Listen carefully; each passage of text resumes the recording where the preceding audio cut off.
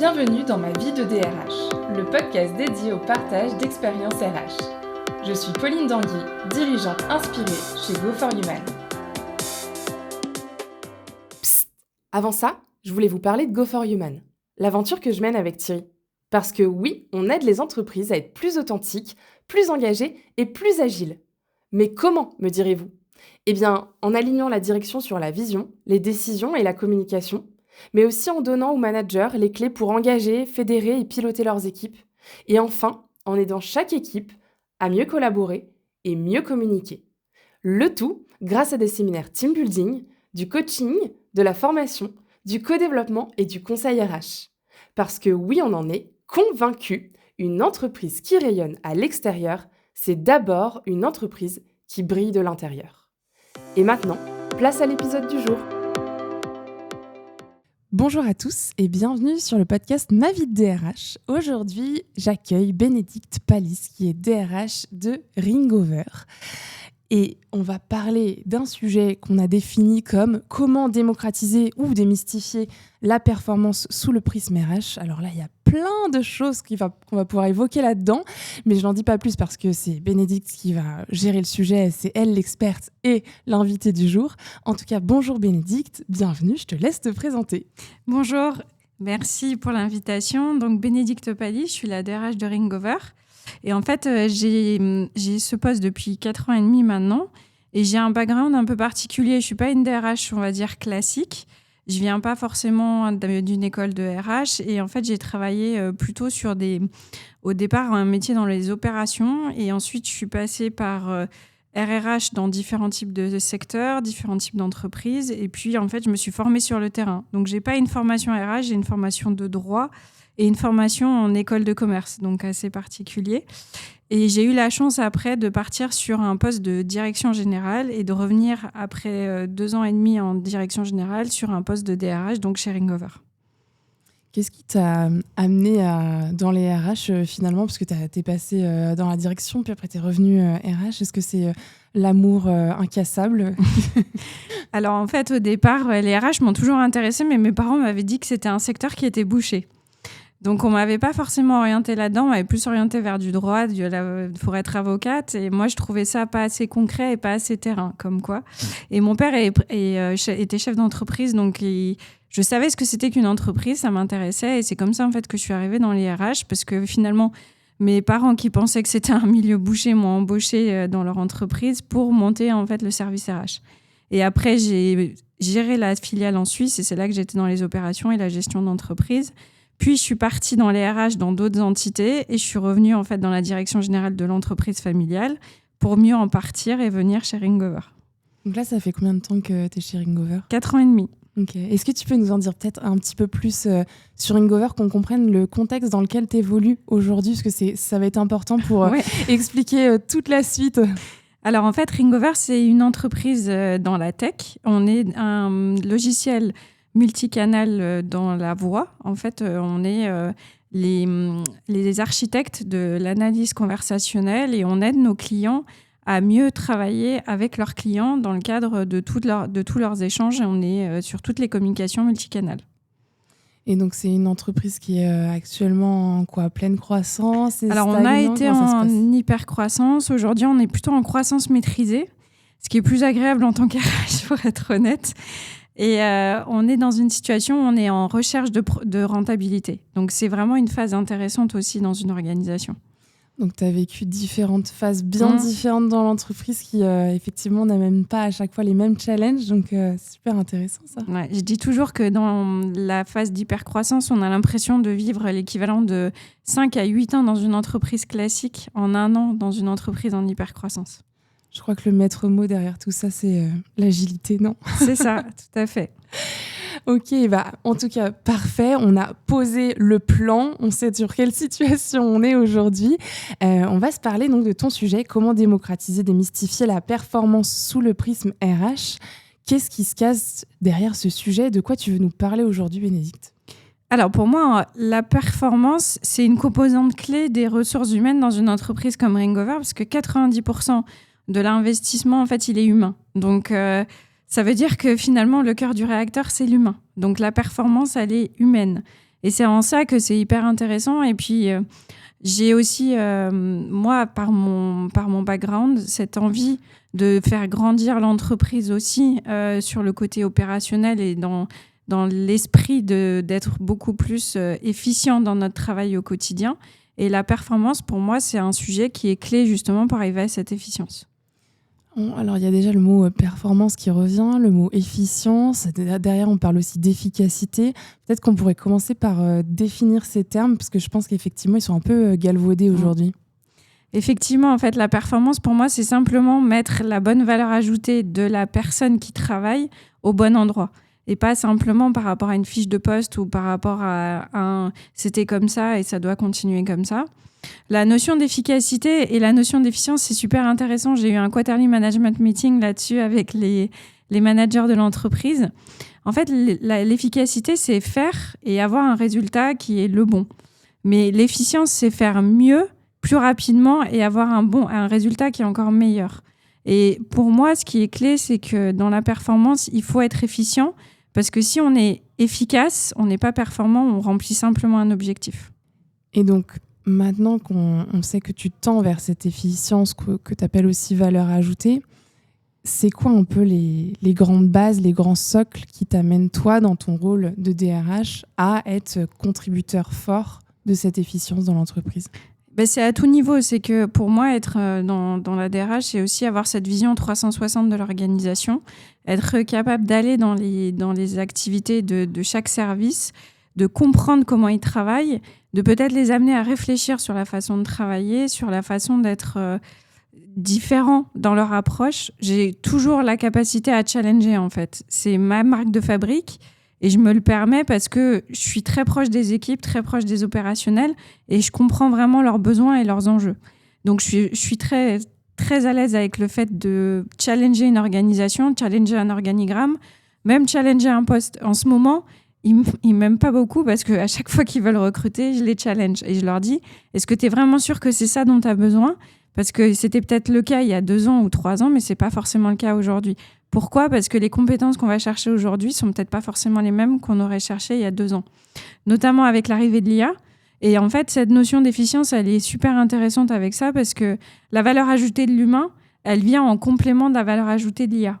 Et peut-être que le collaborateur qu'on va recruter, c'est des compétences différentes qui vont être liées aussi à l'utilisation de l'IA, qui vont être game changer pour son arrivée dans l'entreprise. Il y a plein de notions différentes que tu as listées là maintenant. J'aimerais bien qu'on plonge dans chaque point. Tu as parlé de l'IA, je pense que c'est important effectivement d'y plonger. Il y a le sujet d'être sur les terrains, proche des équipes, et il y a aussi le sujet dont tu parlais qui est plus de pouvoir challenger les collaborateurs, et donc il y a aussi un sujet de courage managérial derrière. Si on prend thème après thème, quand tu parles d'être sur le terrain, c'est quoi pour toi ? Parce que moi qui échange avec beaucoup de RH, être sur le terrain, chacun y met sa définition.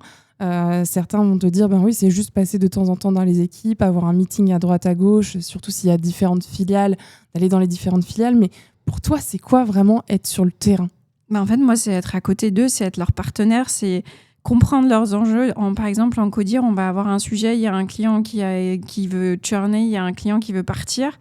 On a besoin d'aide en fait pour gérer ce sujet-là. Moi, je vais aller chercher l'information, chercher la source et essayer de comprendre, voir comment moi je peux les aider en fait à gérer ce sujet-là et leur faire comprendre qu'on est avec eux et pas à côté d'eux. Et ça, je pense que c'est la clé pour moi pour pouvoir dire que je connais en fait leurs problématiques et que je suis vraiment au cœur du système avec eux et que je ne fais pas que les observer. Ouais, mais quand tu dis ça, ça veut dire que tu comprends les problématiques actuelles de l'entreprise, mais pas pour autant que tu en connais les challenges de poste, de mission de chacun. Qu'est-ce qui t'amène à être dans cette connaissance-là ? Je te titille, mais... Ouais, non, je comprends. C'est vrai que ça peut paraître étonnant, mais déjà, je fais tout un parcours de management de programme avec les managers. J'échange avec eux plusieurs fois par trimestre sur leurs problématiques, sur des enjeux. Et en fait, souvent, je comprends parce que je suis avec eux sur le terrain, parce que je regarde, parce que je me challenge moi-même pour comprendre en fait toute la façon dont ils travaillent. Je vais dans les outils, je pose des questions. Et je peux être parfois très, très curieuse, et vraiment très, très curieuse, parce que j'ai besoin de comprendre vraiment ce qui se passe pour être capable de donner aussi mon point de vue et peut-être une solution et les amener à trouver une solution. Donc, j'ai pas la prétention de savoir que je connais tout, mais c'est clair et net que quand on me demande quelque chose, je suis capable de répondre avec une vision vraiment concrète des situations et pas vague par rapport à une fiche de poste ou ce que j'ai entendu parler du poste. Et donc, pour être proche du terrain, comme tu le décris, ça veut dire quoi dans les petits gestes du quotidien? Est-ce que c'est avoir un bureau au milieu des autres, avoir un bureau avec juste la porte ouverte, se balader la moitié de son temps entre les bureaux? Enfin, ça se traduit comment? En fait, c'est de toujours être là, disponible. On vient me demander quelque chose, je suis là. Je vais voir les équipes, je suis dans l'open space, je connais tout le monde, je suis abordable, tu peux venir me voir pour tout et n'importe quoi. Après, si je suis pas disponible, je vais te le dire, mais tu reviens. Mon agenda est ouvert, tout le monde peut voir mon agenda, donc si tu veux prendre un meeting avec moi, tu peux le plugger, il n'y a pas de problème. Le seul truc, c'est que pour moi, il faut que tu viennes avec quelque chose qui va m'aider à comprendre et à apporter une solution à ton problème. Mais je vais être moins dans l'écoute de problématiques très personnelles parce que je trouve qu'il faut quand même mettre une limite entre le perso et le pro. Et par contre, je dis toujours aux salariés, si vous avez besoin de moi, je suis là pour écouter, mais je peux pas non plus être une assistante sociale en permanence. Et c'est aussi ça parfois qui fait qu'on n'a pas forcément le temps d'être avec les équipes, c'est que parfois on est satellisé par des sujets qui sont super importants pour les collaborateurs et j'en doute pas, mais c'est pas forcément notre rôle premier non plus. Oui, je comprends tout à fait. Mais est-ce qu'il y a une limite de taille? Parce que là, aujourd'hui, vous êtes 350, hein, c'est ça? C'est déjà énorme à gérer si tu es vraiment sur le terrain comme tu le décris. Est-ce que, selon toi, il y a un plafond qui fait que certains DRH, dans des structures plus grosses, en fait, c'est juste impensable et donc tu dois t'éloigner du terrain de façon un peu forcée? Je pense que mécaniquement, tu dois t'éloigner du terrain quand tu es dans une organisation qui est beaucoup plus grosse et les attentes de ton poste sont un peu différentes. Moi, c'est aussi pour ça que j'aime ces entreprises à taille humaine parce que c'est celles où on a le plus d'impact. Et je pense que mon métier de DRH, je le vivrais pas de la même manière et aussi intensément dans une organisation où je n'ai pas accès justement à ça. Pour moi, ça, c'est la clé et c'est ce qui fait aussi que j'aime ce métier et que j'apprécie de le faire tous les matins, même si on ne sait jamais à quoi on va être mangé la journée parce qu'il y a toujours des choses imprévues. C'est ça que j'aime, en fait. C'est le fait d'être au cœur du système et de comprendre ce qui se passe et tout en bas comme tout en haut, mais j'ai besoin d'avoir ce contact avec le terrain. Ce qui te permet donc, si j'en tire les ficelles, donc d'avoir bien compris la situation, dans quoi vous baignez tous, et donc de pouvoir challenger, j'imagine, ce que tu disais. Oui, en fait, le job de quelqu'un il y a 2 ans, c'est plus le job d'aujourd'hui. Donc, si tu recrutes quelqu'un d'autre et que tu reprends la fiche de poste d'il y a 2 ans, en fait, peut-être qu'elle est carrément obsolète et on ne sait juste pas challenger. Ça demande donc à challenger ça, challenger peut-être l'organisation, donc l'organigramme carrément. Comment toi, tu gères ça? Parce que c'est assez costaud de pousser autant le challenge quand entre guillemets, on n'est que DRH et on n'est pas le manager qui est sachant. Ouais, alors c'est vrai que c'est quelque chose qui nous met dans une posture un peu différente, mais il faut trouver les bons mots, il faut arriver à leur montrer qu'on comprend. Et donc c'est souvent moi par des questionnements, des interrogations, des choses que j'ai entendues, des choses que j'ai compris, où je leur dis mais moi j'ai compris ça, est-ce qu'on est d'accord ou pas?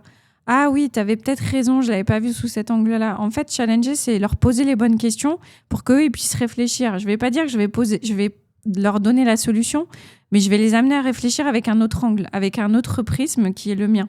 Et ça, ils aiment bien aussi parce que ça les sort aussi de leur zone de confort et ça leur permet de se dire « Ah oui, elle a peut-être raison, en fait, je n'avais pas cette vision-là ». Et cette vision 360, ils l'ont pas forcément tous les managers. Quand vous êtes à des postes de head-off ou quand vous êtes des postes de responsable ou à des postes de team lead ou de superviseur, vous n'avez pas forcément toute la vision de tout ce que va impliquer la façon dont vous allez travailler dans votre quotidien. Moi, j'ai cette vision-là et j'ai ce recul-là. Donc, c'est pour ça qu'en fait, je leur amène ça aussi. Et c'est ça que je dis de la différence entre un manager et un leader, c'est que le leader, il a cette vision de l'impact sur l'entreprise, sa stratégie et pas simplement sur son service. Donc, tu challenges vraiment, effectivement, dans le recrutement. À à quel autre moment de la vie du collaborateur ou de la vie de l'entreprise d'ailleurs, tu arrives à changer à être force de proposition, justement dans ce sens d'aller atteindre cette fameuse efficience dont on parlait tout à l'heure? Par exemple, les process. Oui, les process, c'est important et je suis la première à le dire. Quand je suis arrivée chez Ringover, les process, c'était un gros mot.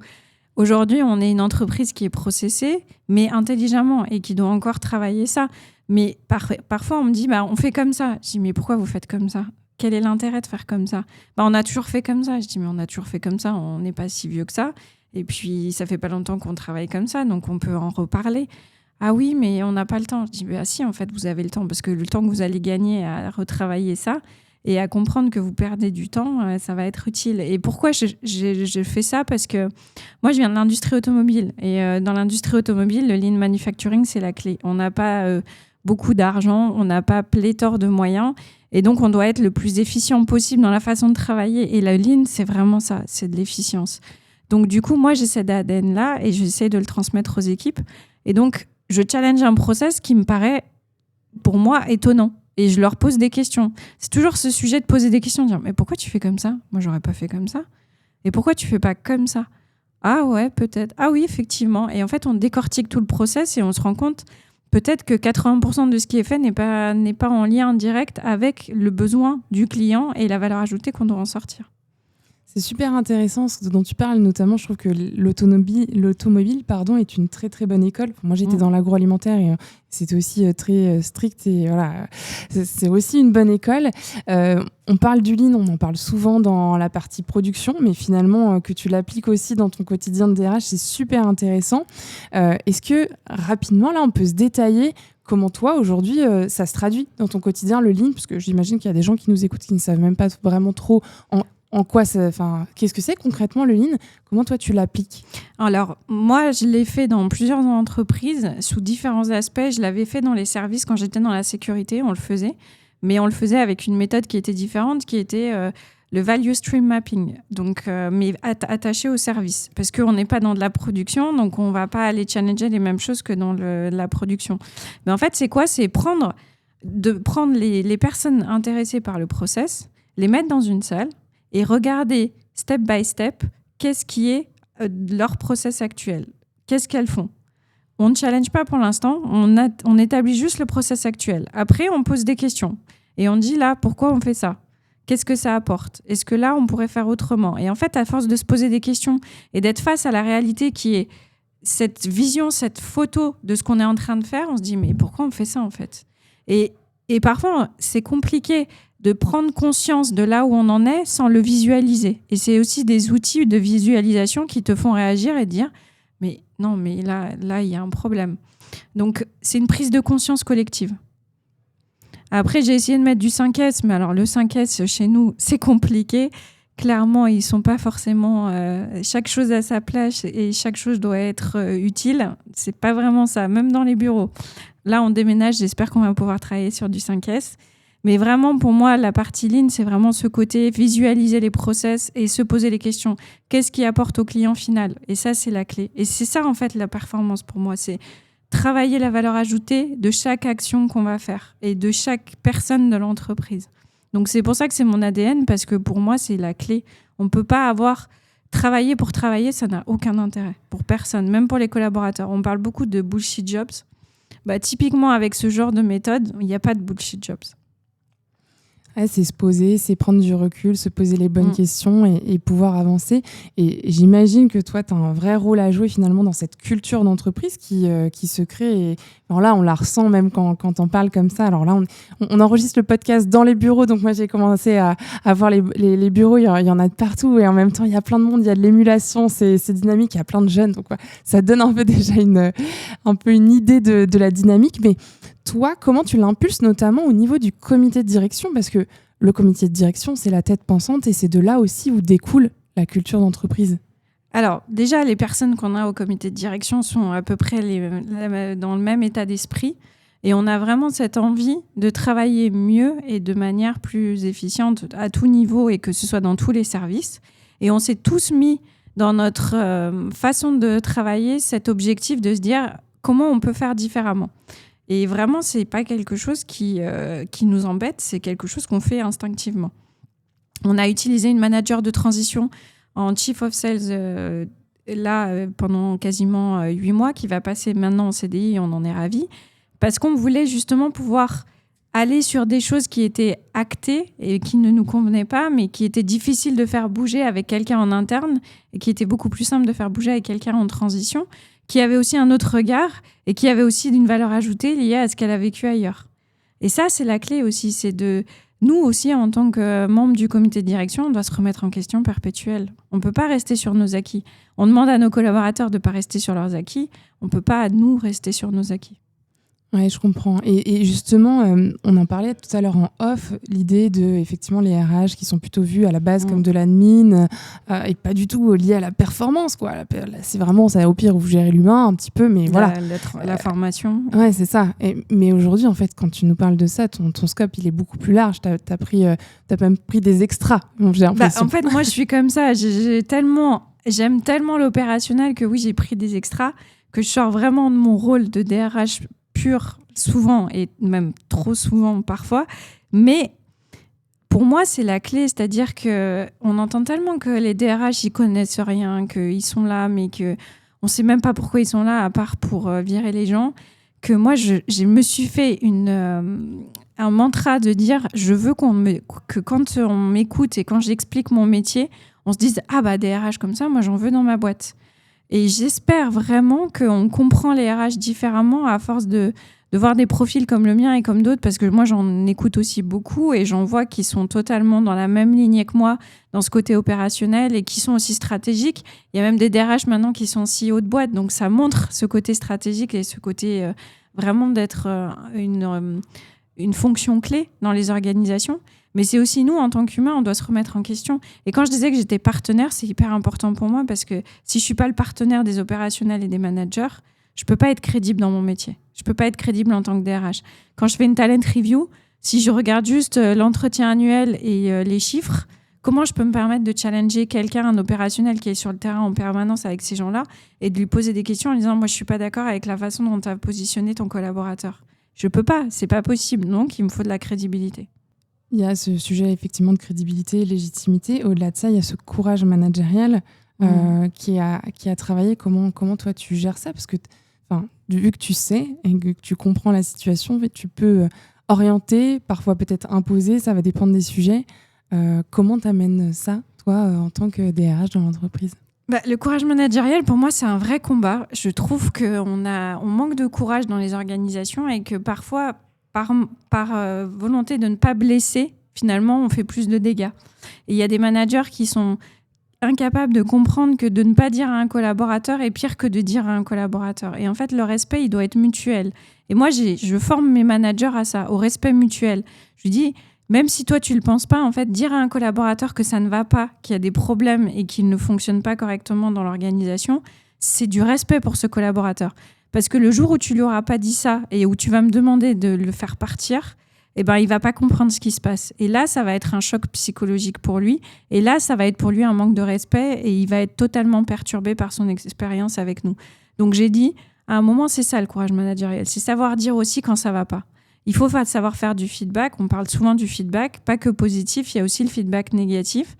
Et moi, je leur apprends ça. Et quand je le fais, on parlait du fait que je les challenge, c'est que moi, je fais des jeux de rôle et je joue le collaborateur.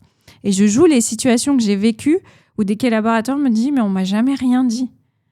Et je leur dis « comment vous vous sentez là quand on vous dit ça ?»« Ah ouais, quand même. Bah oui, mais là, non, ça va pas. » Et moi, je suis toujours là à leur dire « ce que je fais, je le fais pas contre vous, je le fais pour vous. Parce que c'est aussi pour vous une manière de vous respecter vis-à-vis de vos collaborateurs. » Et donc, faire grandir les managers, c'est une clé dans les organisations. Et moi, je m'y attelle aussi par rapport à ça et au courage managérial. Et aussi des directions, parce que parfois, c'est plus facile de dire « Bon, tu t'en occupes, hein. Ouais, super, merci. Oui, je fais bien mon travail, il n'y a pas de problème, je vais le faire. Mais je ne te rends pas service en faisant ça. » Donc, j'essaye toujours de les amener à grandir aussi avec l'organisation. S'il y a bien un sujet clé aussi derrière cette notion de feedback et de transparence, c'est la notion d'explication. En fait, moi je pense, alors là c'est mon humble avis, mais que si on explique, tout peut être compris en fait. Oui. Puisqu'on fait tous les choses pour une situation entre guillemets meilleure. Et moi on m'a même dit merci en entretien en me disant on m'avait jamais fait ce retour. parce que je récupère vraiment des éléments factuels. J'essaye d'être dans du factuel, pas du jugement, pas de l'émotionnel. Et je leur donne du feedback. Mais je leur donne du feedback quand c'est trop tard, en entretien de licenciement. Et là, ils me disent, mais merci, au moins, je sais pourquoi. Parce que je n'avais aucune idée de pourquoi j'étais convoquée. Ça, c'est pas acceptable. Ça fait, j'en reviens à ma culture d'entreprise, parce que tout ce que tu racontes là est vraiment lié à la culture d'entreprise. Est-ce que tu as des petits tips pour justement aller développer cette culture d'entreprise qui est notamment assez propre à développer de la performance et de l'efficience? En fait, je pense que quand on parle de performance et d'efficience, il faut déjà se regarder soi-même. Il faut que nous, on applique ce qu'on dit à nos collaborateurs. Moi, ce que je donne comme conseil à mes managers, je me l'applique à moi-même. Et des fois, c'est pas toujours évident parce que on est dans le quotidien. Il y a des situations qui font qu'on n'a pas forcément envie d'y aller, mais il faut y aller. Donc moi, je montre que c'est pas simplement donner des conseils et il y a qu'à faucon, c'est oui, je vais le faire et moi aussi, je le fais dans mes équipes. Donc ça, c'est déjà super important. Et je pense qu'en tant que DRH, la clé, c'est d'être vraiment le partenaire des opérationnels, d'être proche des collaborateurs, de poser des questions, d'être curieux, de comprendre les métiers, d'être capable de pouvoir expliquer le métier et de pouvoir avoir la capacité de challenger son opérationnel. C'est la clé pour être bien dans son métier. Mais pour ça, il faut être curieux, il faut avoir envie de sortir de sa zone de confort aussi. Et puis, ça ouvre des perspectives et ça ouvre d'autres choses. Et ça nourrit aussi notre vision des organisations et ça nous permet d'être encore plus performants dans notre job de DRH. Donc pour moi, c'est un cercle vertueux. Ça demande du temps, certes, mais c'est pas du temps mal utilisé. Et je préfère passer du temps à faire ça que d'écouter des choses qui sont effectivement importantes pour le collaborateur, mais qui vont pas faire avancer l'organisation. Donc oui, moi, je choisis parfois l'écoute. Je ne vais pas toujours ouvrir ma porte à certains sujets parce que c'est trop chronophage et qu'en plus, ça sort de moi ce que je peux apporter comme expertise. Tu es quand même très objectif-oriented, comme je veux dire, en fait. Parce que pour savoir trier, parce que c'est une histoire de tri, ce dont tu parles, il faut savoir quelles sont les priorités. Pour moi, c'est la clé. On a des sujets, quand on voit qu'il y a des moments qui sont compliqués pour des équipes. Moi, ce que j'ai vécu dans mon parcours professionnel fait que oui, je suis objectif-orientée et je sais gérer les priorités parce que sinon, je me serais noyée. Quand j'ai géré une organisation où il n'y avait plus d'argent, il fallait trouver des solutions et qu'on a dû fermer une entité qui était une entité en plus familiale de 50 personnes pour en sauver 300, oui, j'ai du pragmatisme et oui, je prends des décisions et je choisis mes combats. Je dis toujours à mes équipes, choisissez vos combats, vous ne pouvez pas tout gérer. Merci pour tout ça. Je vois que le temps tourne, mais on n'a pas parlé de l'IA et c'est quand même important qu'on s'en parle parce que effectivement, tu baignes dedans. Il y a cette notion d'agilité encore plus. Mais comment toi, aujourd'hui, tu utilises l'IA dans ton quotidien et comment ça t'aide, notamment dans cette notion de performance ? Alors moi, franchement, ChatGPT, c'est devenu mon meilleur assistant. Je me suis créé mes prompts. J'adore. En plus, je suis vraiment technophile. Donc, j'ai appris à prompter. J'ai appris à découvrir comment utiliser au mieux l'outil. Et en fait, ça m'aide vraiment à travailler ce côté, à agglomérer de l'information, des sources et de gagner du temps. Parce que je trouve que nos métiers peuvent être très chronophages dans la préparation, dans tout ce qu'on doit trouver comme source d'information. Et moi, l'IA, pour ça, m'aide énormément. Ça m'aide aussi énormément à comprendre des choses. Typiquement, je ne suis pas une codeuse. Je ne sais pas ce que c'est... Clairement, le langage Python, je vois ce que c'est dans le sens où je sais que c'est un langage informatique, mais l'IA me permet de comprendre, me permet d'aller dedans, de regarder, de me dire « Ah, c'est ça en fait, ok, donc c'est ce genre de choses qu'ils font tout le temps au quotidien. » Et ça ouvre des perspectives énormes pour tout le monde pour comprendre et pour se mettre à la place d'eux. C'est hyper intéressant. Moi, je l'utilise pour ça, je l'utilise aussi pour des use cases par rapport justement, quand on parlait de mieux travailler. Et justement, aujourd'hui, on travaille avec un de mes collaborateurs sur trouver des use cases qui vont aider l'IA en fait, à améliorer le travail d'un collaborateur. Donc, c'est travailler avec l'IA et pas à la place du collaborateur. Mais c'est vraiment que le collaborateur utilise des outils d'IA pour mieux travailler et en plus, lui, avoir plus de temps pour être encore plus pertinent dans l'approche et dans sa valeur ajoutée qu'il peut amener à l'entreprise. Je parle énormément de valeur ajoutée parce que pour moi, c'est la clé. C'est qu'aujourd'hui, ce qui est clé, c'est qu'est-ce qu'on amène à l'entreprise ? Qu'est-ce que l'entreprise va nous donner et qu'est-ce que nous, on va amener à l'entreprise ? Et pour moi, à partir du moment où on comprend sa valeur ajoutée et pourquoi ça contribue à la stratégie de l'entreprise, c'est là où c'est game changer pour que les gens soient bien et aient envie de travailler et envie de donner le meilleur d'eux-mêmes.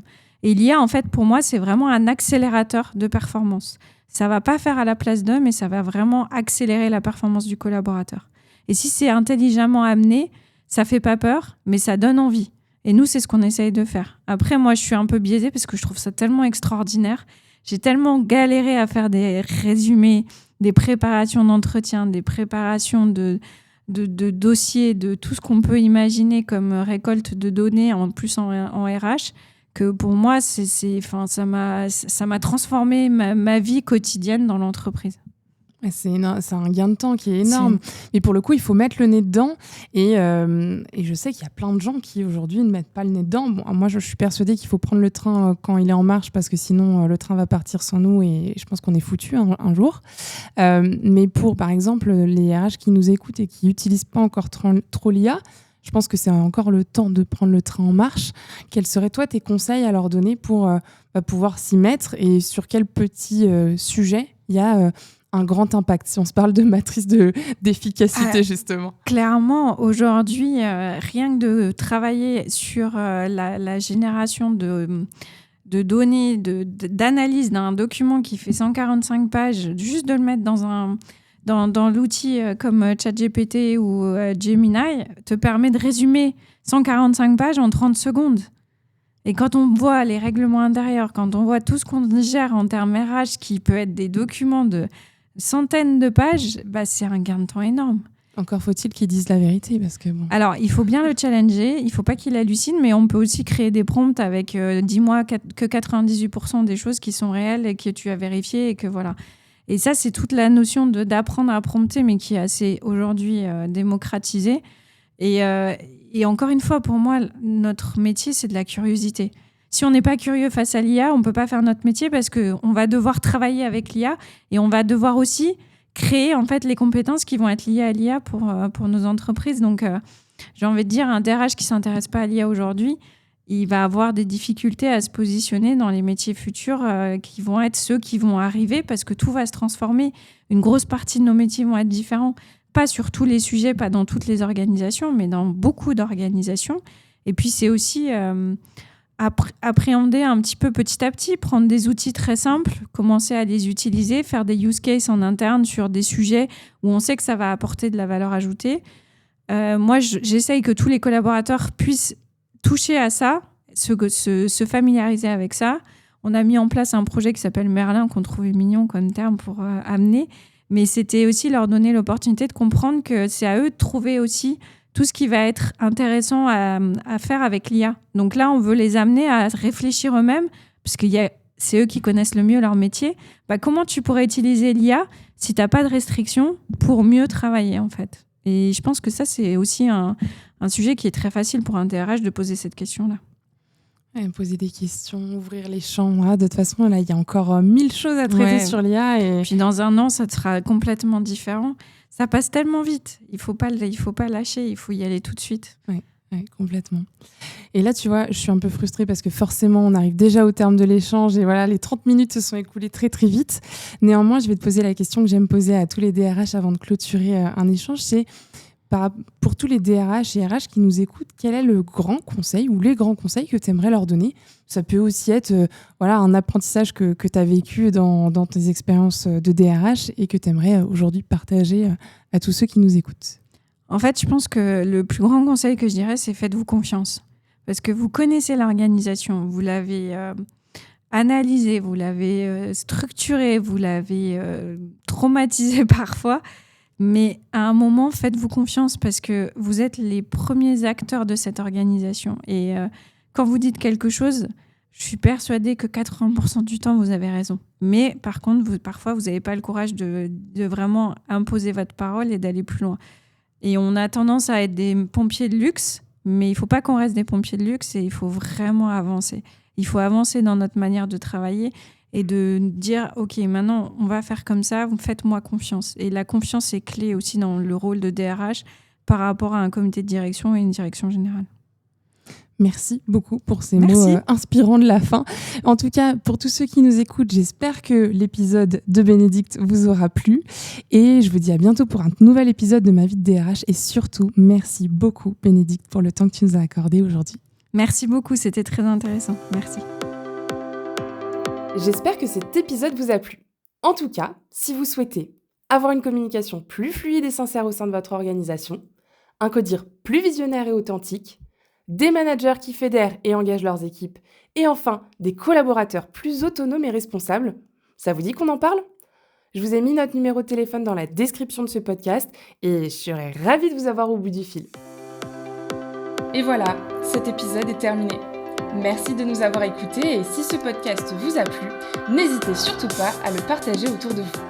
À très vite pour un prochain épisode de Ma vie de DRH.